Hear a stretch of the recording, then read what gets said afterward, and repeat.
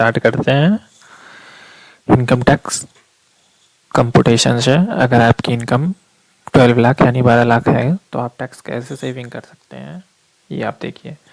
अगर आपकी HR department salary है आपको बेसिक 7 लाख और उसका 50% HRA होता है तो 50% HRA 3,50,000 हो गया। यूनिफॉर्म 12,50,000 यानी 5,000 के हिसाब से मंथली मिलते हैं आपको तो 60 ये हो गए। LTA 2,000 के हिसाब से अगर आपको मिलते हैं तो 24 ये हो गए। अदर अलाउंस ये टोटल आपके इनकम हो गए 12 लाख।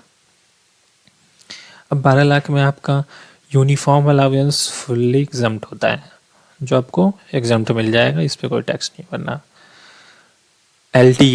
LTA आपको जो मिलता है और आपने जितने के खर्च सबमिट करेंगे, यानी आपको 25,000 LTA मिला, आपने अगर 20,000 का ही खर्चा सबमिट करा तो आपको 20,000 का ही LTA लीव ट्रैवल अलाउंस मिलेगा।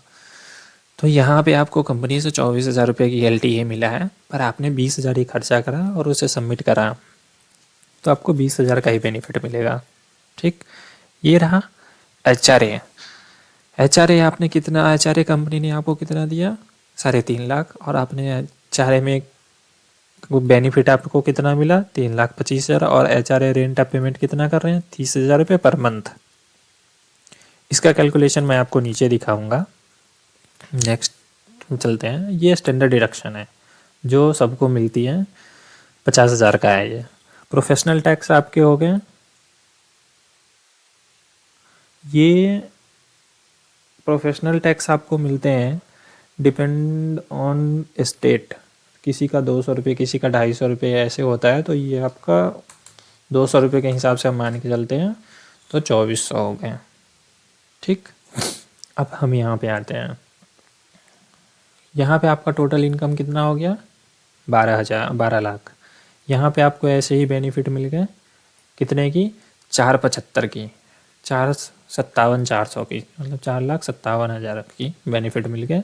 तो आपका टोटल टैक्सेबल वैल्यू हो गया 7,42,600।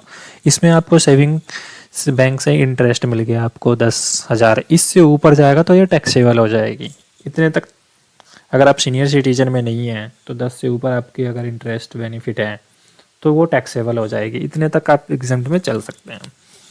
तो आपका टोटल इनकम क्या हो गया 752, 7,52,000, जिसमें अंडर सेक्शन 80C में आप 1.5 लाख रुपए तक का इन्वेस्टमेंट करके अपना 1.5 लाख का टैक्स कम कर सकते हैं। मेडिक्लेम, आपने मेडिक्लेम आपका 35,000 का है पर आपको उसमें लिमिट 25,000 की है। अगर आप सीनियर सिटीजन में जाएंगे तो ये लिमिट एक्सीड होकर 40 हो जाएगी। ATCC ये नेशनल पेंशन स्कीम होता है, इसमें आपने 50 लाख या 50 लाख कहने का तो ज़्यादा हो जाता है, 1 लाख 2 लाख 5 लाख जो भी जमा करेंगे, लेकिन आपको उसमें बेनिफिट 50,000 का ही मिलता है। ATTD का जो आपको मैंने बताया यहाँ पे सेविंग बैंक इंटरेस्ट का 10 तक का एग्जाम्प्ट होगा। अगर ये 12 जाएगी फिर भी आपको 10 ही मिलेगा, ये 25 जाए आपको 10 ही मिलेगा अगर आप सीनियर सिटीजन में नहीं है। तो टोटल आपको बेनिफिट यहाँ पे कितना मिल गया 2,35,000। अब आपके टैक्स कितने हो गए, टैक्सेबल वैल्यू कितनी हो गई 5,17,600। ठीक, इसमें 5,17,600 यानी 18,000 रुपये और इसमें कम हो जाते हैं तो आप टैक्स से बच जाएंगे। ये आपका यहाँ पे टैक्स का कैलकुलेशन हो गया। टैक्स ड्यू ये टैक्स का कैलकुलेशन हुआ कैसे, ये देखिए आप 2.5 लाख तक ये हम ओल्ड रिज्म से चलते हैं। जो हमारा कैलकुलेशन हमने किया हुआ है अभी ये ओल्ड रिज्म से चलते हैं। 2.5 लाख तक नील, 0, 2.5 से 5 लाख तक 2.5 लाख रुपए पे 5% 12,500, 10 लाख से 5 लाख पे आ गए। 10 लाख से 5 लाख में अब कितना है, 5 लाख से 10 लाख के रेंज में कितना है आपका एक्सेस 17,600 ही है ना। 5 लाख से ऊपर में 17,600 तो इस पर 20% 3,520।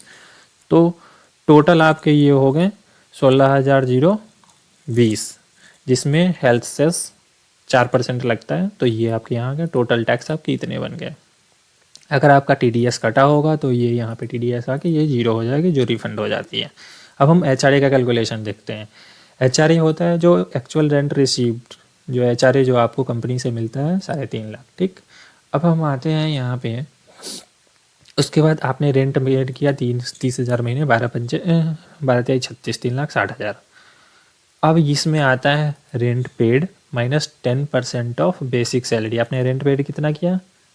रेंट पेड रेंट पेड आपने कितना किया? 3,60,000। ठीक, अब कितना है आपका बेसिक सैलरी?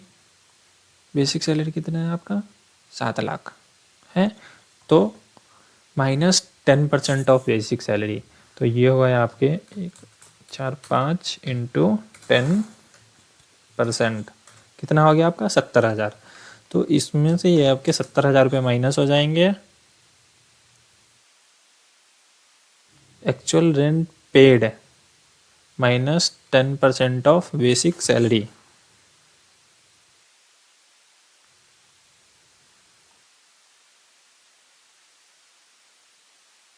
अब देखिए यहाँ पे क्या है।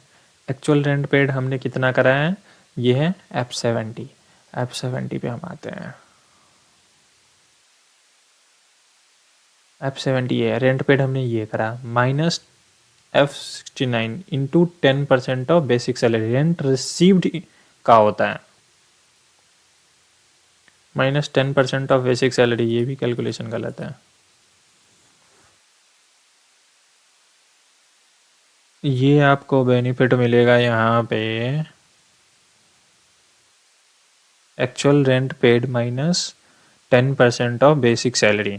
तो ये आपका आ गया 290। आपको ये मिलेगा 290 ही मिलेगा। ठीक, ये सारे ख़त्म हो जाएंगे। ये सब अपना मैनुअल कैलकुलेशन किया है हमने, ये ख़त्म हो जाएगा। ये आ गया आपका HRA, actual rent receive, rent paid minus, तीसरा ऑप्शन होता है rent paid minus 10% of basic salary. तो रेंट हमने कितना पेड किया? 7 लाख। 10% ऑफ बेसिक सैलरी कितना हो गया? 70। तो इसमें से माइनस होने के बाद ये 290। और ये तीनों में, इन तीनों में जो सबसे कम होगा वही आपको बेनिफिट मिलेगा, वही आपका बेनिफिट। तो 290 सबसे कम है, तो 290 आपको यहाँ पे बेनिफिट मिल गया HRA में। अब यहाँ पे पहले तो ज़्यादा था, तो 17 थे, अब कितने हो गए? 5,52,600। तो आपको 52,600 पे टैक्स देना पड़ेगा। ये आ गया 52,600 और 2.5 लाख से 5 लाख पे 12,500। तो ये आपके टैक्स 23,940 रुपये हो गए। अब इसी में, इसमें अगर आपने लोन लिया है, अगर आपने लोन लिया है होम लोन, होम लोन लिया है आपने, होम लोन लिया है, ठीक। तो होम लोन में, होम लोन का जो लिमिट होता है ये होते हैं 2 लाख तक का। इसमें 2 लाख तक का आपको बेनिफिट मिल जाएगा। तो यहाँ पे अगर आपने होम लोन का जो इंटरेस्ट पेमेंट करा है, अगर आपने 1 लाख भी अगर आपने पेमेंट करा है, तो ये बेनिफिट आपको यहाँ पे मिल गया। देखिए, अगर आपने 1 लाख भी इंटरेस्ट पेमेंट करा है होम लोन पे, तो ये आपका बेनिफिट हो गया। ठीक, तो यहाँ पे अगर आप टैक्स पेमेंट से बच सकते हैं अगर आपका इनकम 12 लाख है। फिर भी अगर आपने होम लोन आपके पास नहीं है, तो आपका इनकम और सारे बेनिफिट है जिसके थ्रू कम हो सकते हैं, जो अलाउंस होते हैं, अगर कंपनी आपको देगी तो आप बच सकते हैं, नहीं तो आप ये 11 लाख की इनकम तो श्योर है जो आपका टैक्स फ्री हो सकता है। ठीक है, थैंक यू।